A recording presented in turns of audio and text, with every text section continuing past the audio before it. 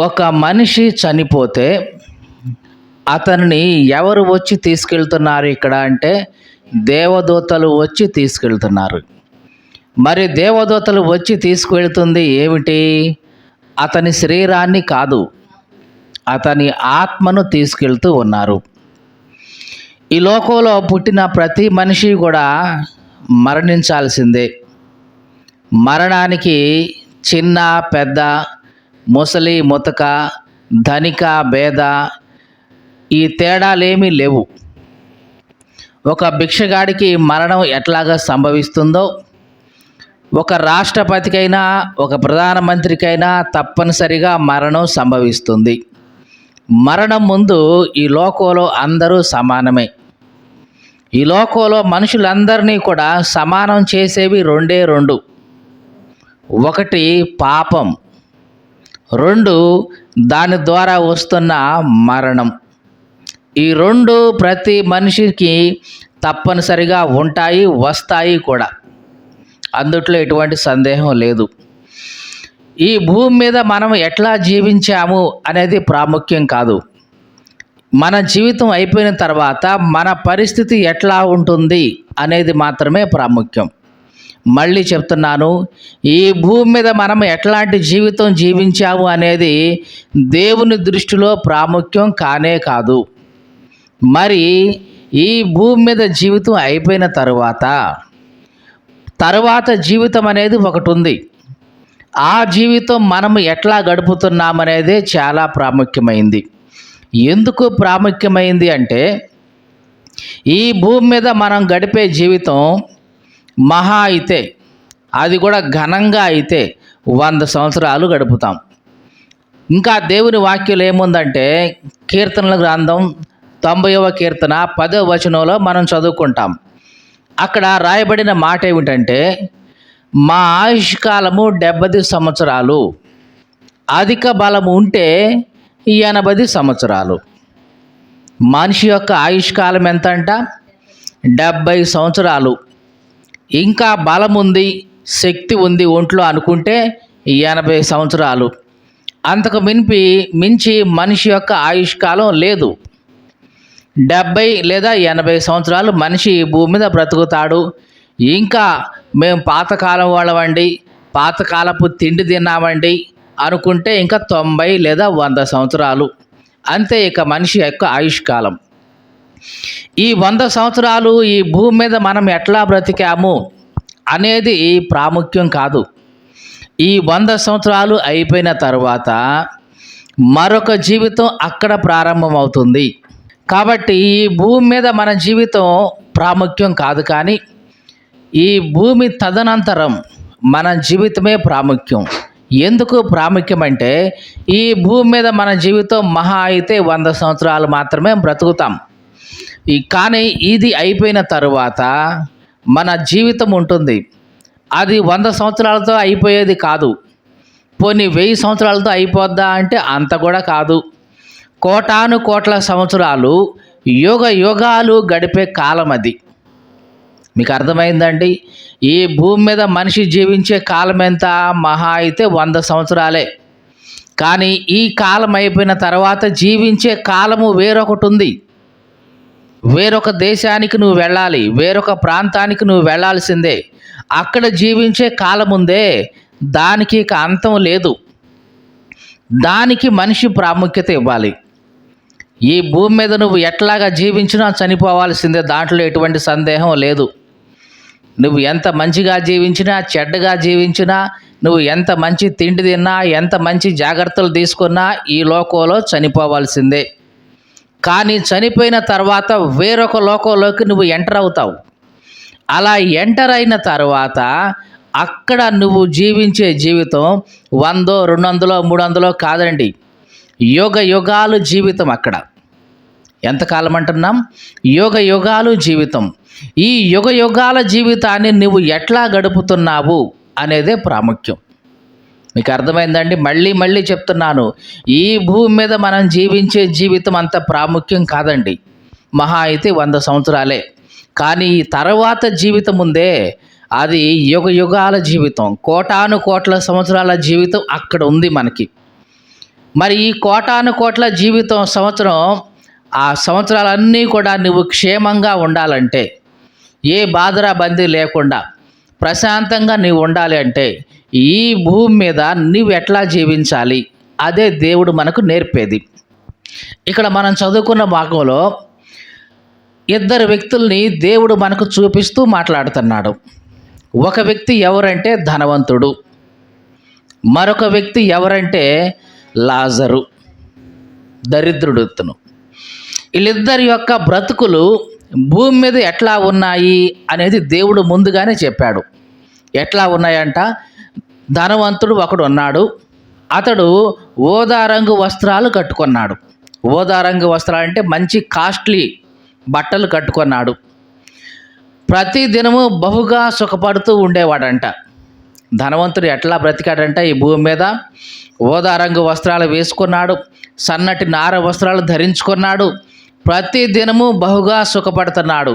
అంటే ఈ లోకంలో సుఖానికి మనిషి అలవాటు పడ్డాడు, తినడానికి అలవాటు పడ్డాడు, సుఖానికి అన్నిటికీ అలవాటు పడ్డాడు. అంటే ఒకప్పుడు నడిచేది, ఇప్పుడు సైకిళ్ళు వచ్చినాయి, బైకులు వచ్చినాయి, అవి సరిపోలేదు, కారులు వచ్చినాయి. ఇట్లాగ మనిషి సుఖానికి అలవాటు పడ్డాడు. ఒకప్పుడు తినడానికి అన్నం ఉంటే సరిపోతుంది, కానీ ఇప్పుడు దాంట్లో మళ్ళీ రకరకాలైన ఫుడ్ ఐటమ్స్ అన్నీ వచ్చేసినాయి. అంటే మొత్తానికి శరీరాన్ని సుఖం చేసుకోవడం కోసం మనిషి చేయని ప్రయత్నం లేదు. ఈ ధనవంతుడు కూడా తన భూమి మీద జీవిత కాలంలో బాగా సుఖపడ్డాడు. మరి ఎంత సుఖపడినా ఎంతకాలం బ్రతుకుతాడు చెప్పండి? కష్టపడేవాడు బ్రతికేది అన్ని సంవత్సరాలే, సుఖపడేవాడు బ్రతికేది కూడా అన్ని సంవత్సరాలే. ఎప్పుడోకప్పుడు చనిపోవాల్సిందే. ఎందుకంటే ఈ భూమి మీద మనిషి యొక్క జీవితానికి అంతం ఉంది, మహా అయితే 100 సంవత్సరాల లోపు. ఈ ధనవంతుడు చనిపోయాడు. అదే సమయంలో దేవుడు లాజరు అనే ఒక వ్యక్తి గురించి చెప్తున్నాడు, దరిద్రుడు. జాగ్రత్తగా చూసారా ఇద్దరిని దేవుడు ఎట్లా పోలుస్తున్నాడో? ఒక వ్యక్తి చూస్తేనేమో ధనవంతుడు, మంచి బట్టలు కట్టుకొని విలాసవంతంగా జీవించాడు, కోరినట్లుగా బ్రతికాడు. ఇంకొక వ్యక్తి దేవుడు చూపించినప్పుడు ఇతను ఒక దరిద్రుడు, తినడానికి సరిగ్గా తిండి లేదు. ఈ ధనవంతుడు ఇంటి వాకిట్లో పడుకొని అతని బల్ల దగ్గర నుంచి ముక్కలు ఏమైనా పడతాయేమో అని ఆశతో ఎదురు చూస్తూ ఉండేవాడు. అంటే దాని అర్థం ఏంటి? ఈ ధనవంతుడు ఇంట్లోకి లాజరు పోయాడా? రాణిస్తాడా ధనవంతుడు అసలు? మీకు అర్థమైందండి? ప్రాక్టికల్గా ఆలోచించండి. ధనవంతుడు విలాసవంతంగా జీవించే అతను గేటు ముందు గొరకావాడిని అంటే సెక్యూరిటీని పెట్టుకుంటాడు. తన స్థాయి వాళ్ళని మాత్రమే లోపలికి అనుమతిస్తాడు. అవునా కాదా? మరి ఇట్లాగా దరిద్రుడుగా ఉండి ఒంటి నిండా కురుపులు ఉన్న ఈ లాజర్ని లోపలికి రాణిస్తాడా? బల్ల దగ్గరికి రాణిస్తాడా? మరి లాజరు బల దగ్గర పడే మొక్కల కోసం వెతుకుతున్నాడంటే దేనికోసం? బహుశా తింటా ఉన్నప్పుడు చేతిలోంచి ఒకటి రెండు మొక్కలు జారిపోతే పనివాడు ఏం చేస్తాడు? వాటిని జాగ్రత్తగా ఎత్తి ఒక పేపర్లో చుట్టి గోడ వెంట అట్లా విసిరేస్తాడు. అవునా కాదా? ఆ విసిరేసిన మొక్కల కోసం లాజరు ఆశపడ్డాడు. ఇట్లాంటి బ్రతికాడు లాజరు. కానీ ఇక్కడ జాగ్రత్తగా ఇద్దరూ చనిపోయారు. దేవుని వాక్యం ఏం చెప్తుందంటే లాజరు చనిపోయాడు, ఆ ధనవంతుడు కూడా చనిపోయాడు అని ఉంది. ఇద్దరూ చనిపోయారు. చనిపోయిన తర్వాత జరిగింది ఏమిటంటే, ధనవంతుడు కాబట్టి గంధపు చెక్కలతో కాల్చుంటారు. లేకుంటే చాలామంది తెలిసిన వాళ్ళు వస్తుంటారు, బంధువులు వచ్చి ఉంటారు, ఇంకా పెద్ద పెద్దలు అందరూ వచ్చి ఉంటారు. మొత్తానికి మంచిగా ఘనంగా చేశారు. మన భాషలో చెప్పాలంటే సమాధి కార్యక్రమం చాలా ఘనంగా చేసుంటారు. దిన కార్యక్రమం కూడా చాలా ఘనంగా చేసుంటారు. ఎంత ఘనంగా చేసిన ఇతని యొక్క ఆత్మ, ఇప్పుడు జాగ్రత్తగా వినండి, ఎంత ఘనంగా చేశారు కదా ఇతనికి చనిపోగానే, కానీ ఇతని ఆత్మ ఎక్కడ ఉందంట? పాతాళంలో బాధపడుతూ ఉంది. మరి పాతాళంలో ఎన్ని రోజులండి? ఎన్ని రోజులు బాధ? 1 రోజు 2 రోజులు కాదండి, 1 సంవత్సరం 2 సంవత్సరాలు కాదండి, యుగ యుగాలు అదే బాధపడుతూ ఉండాలి. పాతాళంలో అగ్ని ఉంటుంది. ఆ అగ్ని మనిషి యొక్క దేహాన్ని కాలుస్తూ ఉంటుంది. ఇంకా దేహం ఏంటండి, చనిపోయి పాతి పెట్టబడింది కదా, లేకపోతే కాల్చివేయబడింది కదా, ఇంకా దేహం ఎక్కడి నుంచి వచ్చిందండి అంటారేమో. ప్రకృతి సంబంధమైన దేహం ఉన్నట్లుగానే మనిషి ఆ లోకానికి వెళ్ళిన తర్వాత ఒక దేహం వస్తుంది మనిషికి. అదే ఆత్మ సంబంధమైన దేహం అంటాం. 2 దేహాలు ఉంటాయి మనిషికి.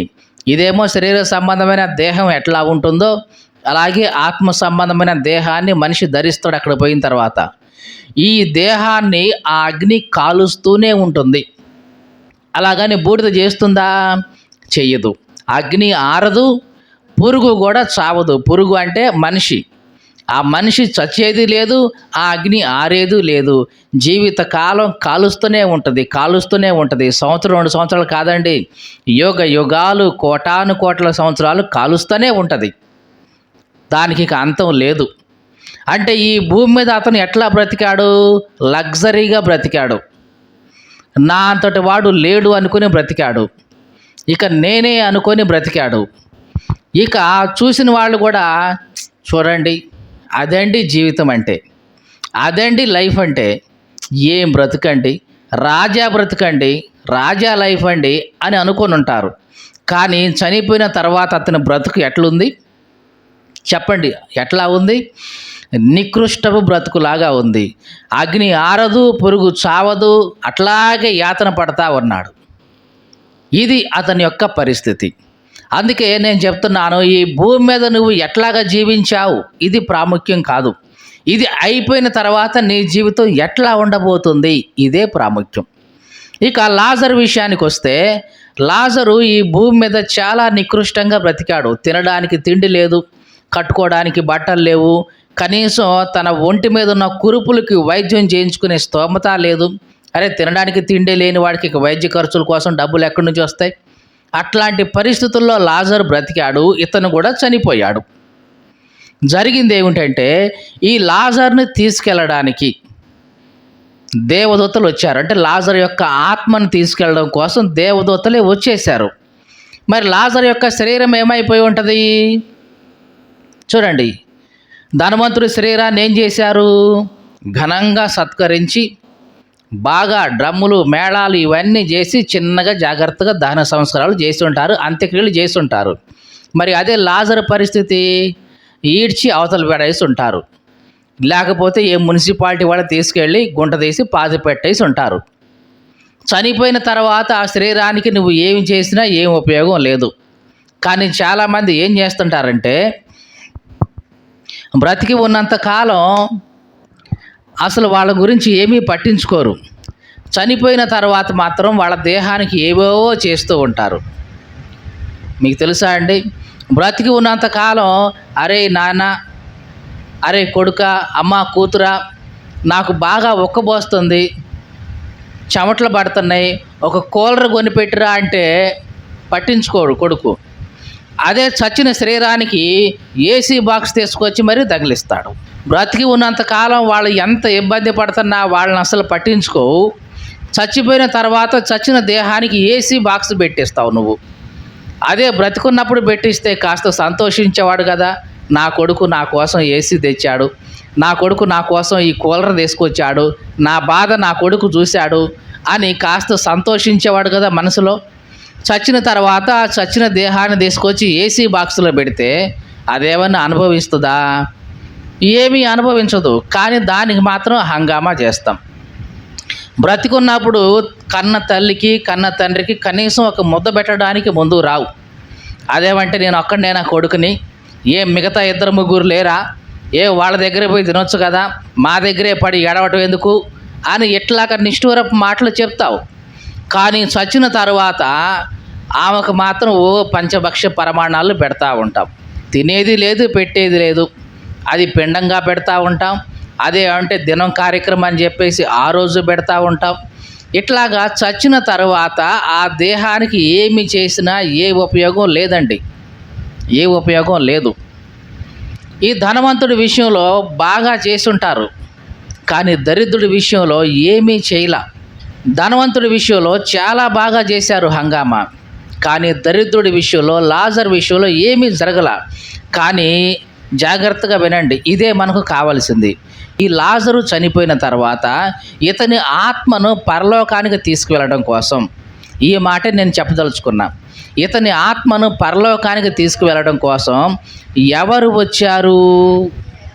దేవదూతలు వచ్చారు. ఎక్కడి నుంచి వచ్చారు? దేవుని సన్నిధి నుంచి వచ్చారు. అంటే దేవుడు ఎవరిని పంపించాడు? దేవదూతలను పంపించాడు. అంటే దేవుని దృష్టిలో లాజరు బ్రతికిన బ్రతుకు ఎట్లాంటిది చెప్పండి? విలువైన బ్రతుకు బ్రతికాడు, విశ్వాసంతో కూడిన బ్రతుకు బ్రతికాడు. అట్లాంటి లాజరు చనిపోగానే వెంటనే దేవుడు అక్కడ తన దూతలకు ఆజ్ఞాపిస్తాడు, ఇదిగో నా సేవకుడైన లాజరు, నాకు విశ్వాస పాత్రుడైన లాజరు చనిపోయాడు, తన దేహం అక్కడ ఉంది, ఆత్మ రెడీ అవుతుంది రావడానికి, మీరు వెళ్ళి. ఎవరు వెళ్ళాలి? దేవుని సన్నిధిలో ఉన్న దేవదూతలకి దేవుడు ఆజ్ఞాపిస్తున్నాడు, మీరు వెళ్ళి లాజరును, అక్క ఆత్మ ఉంది కదా, ఘనంగా సత్కరించి సన్మానించి తీసుకొని రండి అని దేవదూతలు తీసుకొచ్చి వెల్కమ్ చెప్పిస్తున్నాడు దేవుడు. ఈ వెల్కమ్ ఎప్పుడు చెప్తామండి మనం? ఎవరైనా సరే ఒక ప్రముఖుడు ఇతర దేశానికి వెళ్ళి ఆ పనులన్నీ చూసుకొని మళ్ళా స్వదేశానికి తిరిగి వస్తున్నప్పుడు ఏం చేస్తారు? ఇక్కడ ఉన్న 10-20 మంది వెళ్ళి బొకేలు పట్టుకొని, పూలదండలు పట్టుకొని, అయ్యా స్వాగతం, వెల్కమ్ టు ఇండియా అని స్వాగతం పలుకుతారు. అర్థమైందండి?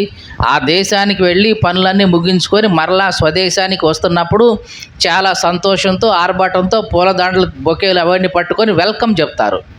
అట్లాగే లాజరుకు కూడా దేవుడు ఆ లోకంలోకి వెళ్ళడానికి దేవదూతల చేత వెల్కమ్ చెప్పించాడండి. మీకు అర్థమైందా? నిజంగా లాజరు దేవదూతల చేత వెల్కమ్ పలికే అంత గొప్ప పని ఏమి చేశాడు భూమి మీద? చెప్పండి, ఏం చేశాడు? విశ్వాసంతో బ్రతికాడు. ఇదే లాజరు చేసిన పని. లాజరు అక్కడ ఉన్నట్లుగా లాజరు ఏమి వాక్య పరిచర్య చేసినట్లు కాదు, సంఘాలను కట్టినట్టు అనేం లేదు, ఇంకేదో చేశాడని లేదు. కానీ దేవుని దృష్టిలో లాజరు యొక్క బ్రతుకు ఎట్లా ఉంది? విశ్వాసంతో బ్రతికాడు. అందుకనే లాజరు చనిపోగానే దేవుడు దేవదూతలకు ఆజ్ఞాపించాడు, వెళ్ళండి, నాకు విశ్వాస పాత్రుడైన లాజరు దేహం ఇంకక్కడ వదిలేశాడు, అతను ఈ లోకంలోకి రాకపోతున్నాడు, మీరు వెళ్ళి అతనికి వెల్కమ్ చెప్పండి అన్నాడు. దేవదూతలు వచ్చారు, వెల్కమ్ లాజరు గారు రండి, దేవుడు మమ్మల్ని పంపించాడు మీకు వెల్కమ్ చెప్పి, మిమ్మల్ని సాదరంగా తీసుకురమ్మన్నాడండి, రండి అని దేవదూతలు వచ్చి లాజర్ని తీసుకెళ్ళి అక్కడ అబ్రహాము రొమ్మున ప్రశాంతంగా ఉంచేశారు. చాలా జాగ్రత్తగా చూడండి, ఎంత తేడా ఉంది. ఈ భూమి మీద లగ్జరీ లైఫ్ జీవించిన ధనవంతుడు ఆ లోకానికి వెళ్ళిన తర్వాత పాతాళంలో నిత్యము బాధపడుతూ ఉండే ప్లేస్కి వెళ్ళిపోయాడు. ఈ భూమి మీద చాలా కష్టపడి దరిద్ర బ్రతికిన లాజరు పరలోకానికి వెళ్ళి ప్రశాంతంగా ఉంటున్నాడు. ఆ ప్రశాంతత ఎంతకాలం చెప్పండి? ఎంతకాలం? జీవిత కాలం, ఇక యుగ యుగాలు, కోటాను కోట్ల సంవత్సరాలు అతను ప్రశాంతంగానే ఉంటాడు. ఏది గొప్పది చెప్పండి ఈ రెండిట్లో? 100 సంవత్సరాలు హ్యాపీగా ఉండి కోటాను కోట్ల సంవత్సరాలు బాధపడే ఆ జీవితం గొప్పదా? లేదా ఈ 100 సంవత్సరాలు ఎట్లో కట్ట కష్టపడి మిగిలిన కోటాను కోట్ల సంవత్సరాలు హ్యాపీగా ఉండే బ్రతుకు గొప్పదా? ఒక చిన్న ఎగ్జాంపుల్ మీకు చెప్తాను. నీకు పిలిచి, అబ్బాయి 1 గంట కష్టపడి 23 గంటలన్నీ హ్యాపీగా ఉంటావా, లేదా 1 గంట సుఖపడి 23 గంటలు కష్టపడతావా అంటే ఏది ఎన్నుకుంటారు చెప్పండి? ఏది ఎన్నుకుంటాం? జ్ఞానం కలిగిన మనం, అయ్యా 1 గంట గట్టిగా పనిచేస్తా, కష్టమో నష్టమో ఇరుకో ఇబ్బందో తట్టుకొని ఎంతైనా సరే 1 గంట పనిచేస్తా, మిగిలిన 23 గంటలు ప్రశాంతంగా ఉండొచ్చుగా? ఉండొచ్చమ్మా, అయితే ఆ 1 గంట ఎట్లాగైనా సరే నేను కష్టపడి పనిచేస్తానండి అని దాన్ని ఎంచుకుంటాం. ఈ లోకంలో మనం జీవించే జీవిత కాలం కూడా ఎట్లాంటిదే. మహా అయితే 100 సంవత్సరాలు బ్రతుకు. ఈ 100 సంవత్సరాలు కూడా దేవుని దృష్టిలో 1 గంట లాంటిదే.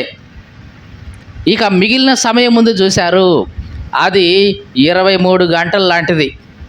ఇక 23 గంటలు నువ్వు ప్రశాంతంగా దేవునితో ఉండొచ్చు. ఎప్పుడు? ఈ జీవిత కాలం, ఈ 1 గంట కాలం నువ్వు జాగ్రత్తగా కష్టపడితే. దేనికోసం కష్టపడాలి? నీ విశ్వాసాన్ని కాపాడుకోవటం కష్టపడాలి. నీ ప్రార్థనా జీవితాన్ని కాపాడుకోవడానికి కష్టపడాలి. నీకున్న దేవునితో ఉన్న సహవాసాన్ని కాపాడుకోవడంలో కష్టపడాలి. నీ జీవితాన్ని పరిశుద్ధంగా జీవించడంలో కష్టపడాలి. ఇతరులందరితో సమాధానం కలిగి ఉండటంలో కష్టపడాలి. ఇట్లాగా ఈ భూమి మీద నువ్వు జాగ్రత్తగా కష్టపడితే ఈ ఒక్క గంట, మీకు అర్థమైందండి ఎంత సమయం దేవుని దృష్టిలో ఇది? ఒక్క గంట జాగ్రత్తగా నీవు కష్టపడితే మిగిలిన కోటాను కోట్ల సంవత్సరాలు యుగ యుగాలు దేవునితో సంతోషంగా ఉంటావు. మరి అట్లాంటి వెల్కమ్ నీకు దేవుడు చెప్పే అంత జీవితం నీ జీవితం ఉందా? ప్రార్థనా జీవితం, నీ విశ్వాస జీవితం, నీ భక్తి జీవితం. నీ భక్తి జీవితాన్ని దేవుడు చూసినప్పుడు ఇదిగో నా బిడ్డ వస్తున్నాడు, మీరు వెళ్ళి వెల్కమ్ చెప్పండి అని దేవదూతలకు ఆజ్ఞాపించే అంత భక్తి మన జీవితంలో ఉందా? ఒక్కసారి మనల్ని మనం పరీక్షించుకోవాలి. కానీ ఈ లోకంలో ఆ అపవాది మనుషుల్ని ఎంత మోసం చేస్తున్నాడంటే, ఏముందిలేండి, ఎవడు చూసి వచ్చాడండి, పరలోకం ఉందో లేదో ఎవడు చూశాడు, నరకం ఉందో లేదో ఎవడు చూశాడు, చచ్చిన తర్వాత రాజెవడో రెడ్డెవడో ఎవరు చూశారు అని మనుషుల్ని మోసం చేస్తున్నాడు అపవాది. అట్లాగా అపవాది యొక్క ఆలోచనలో మనుషులందరూ చిక్కుకొని ఆ యుగ యుగాలు జీవితాన్ని తృణీకరించేసి ఈ 100 సంవత్సరాల జీవితమే మహాభాగ్యం అనుకుంటున్నారు. అందుకోసమే ఈ జీవితంలోనే ప్రతి చిన్నదానికి గొడవలే, ప్రతి చిన్నదానికి మనస్పర్ధలే, ప్రతి చిన్నదానికి కొట్టుకోవటం, తిట్టుకోవటం, చంపుకోవటం, ఒకళ్ళనొకళ్ళు కొరుక్కోవటం. ఎందుకని? ఇదే జీవితం అనుకుంటున్నావు కాబట్టి, ఇదే శాశ్వతం అనుకుంటున్నావు కాబట్టి, దీనికోసమే నీవు ఒకరిని చంపడానికైనా నువ్వు చావడానికైనా సిద్ధంగా ఉంటున్నావు అన్నమాట. కానీ ఇది నిజం కాదు, ఇది సరైంది కాదు. ఈ జీవితం కేవలం తాత్కాలికమైంది, ఒక గంటతో సమానం అంతే. ఇంకా మిగిలిన 23 గంటల సంవత్సరం ఉంది, కోటాను కోట్ల సమయం ఉంది. అది నిజమైన జీవితం అండి. మీకు అర్థమైందా? మనకు బాగా తెలుసు, మనం పొలంలో ఒక విత్తనాన్ని విత్తితే, పత్తి విత్తనమే కానివ్వండి, కంది కానివ్వండి, ఏదో ఒక విత్తనం విత్తితే దాంట్లో నుంచి మొట్టమొదటిగా ఒక 2 ఆకులు వస్తాయి. ఆ 2 ఆకులు చూసినప్పుడు అది ఏ చెట్టు అనేది ఎవరు ఏమీ చెప్పలేరు. మీకు అర్థమైందండి? మొట్టమొదటిగా ఒక 2 ఆకులు వస్తాయి. ఆ 2 ఆకులు అన్నిటికీ ఒకేలాగా గుండ్రంగా వస్తాయి, రౌండ్గా వస్తాయి. వాటిని బట్టి ఇది ఏ చెట్టు అనేది ఎవరు చెప్పలేరు. కానీ వాటి తర్వాత వస్తాయి ఆకులు, వావి గనక చూస్తే ఇదిగో ఇవి నిజమైనది అనిపిస్తుంది, ఇది నిజమైన చెట్టు అని అప్పుడు తెలుస్తుంది ఆకులను బట్టి. అలాగే ఈ భూమి మీద ఆ జీవితకాలం కూడా అది కొద్దిపాటిదే, నిజమైంది తర్వాత వస్తుంది నీ జీవితంలో. ఒక మాటలో చెప్పాలంటే ఈ భూమి మీద నీ జీవితం అనేది మట్టిలో వేసిన ఒక విత్తనం లాంటిది. మట్టిలో వేసిన విత్తనం ఎంతకాలం ఉంటుంది చెప్పండి? ఎంతకాలం ఉంటుంది? 2 రోజులు లేదా 3వ రోజు మొలకెత్తుతూనే ఉంటుంది. ఇక మొలకెత్తిన తర్వాత ఉంటుంది దానికి అసలు జీవితం అనేది. అంతకు మునుపు భూమిలో ఉన్నప్పుడు 3 రోజులే దాని జీవితం. కానీ భూమిలో నుంచి బయటికి వచ్చిన తర్వాత దాని జీవితం ఎంత కాలమైనా ఉంటుందా లేదా? అది ఒకవేళ ఎవరైనా కొట్టేయకపోయినా, పీకేయకపోయినా అది జీవితాంతం అట్లాగే ఉంటానే ఉంటుంది. వాటికి నీటి తడి తగిలినంత కాలం బ్రతుకుతూనే ఉంటుంది. నీ జీవితం, నా జీవితం కూడా మంటి పెడ్డలో దాగిన విత్తనం లాంటిది.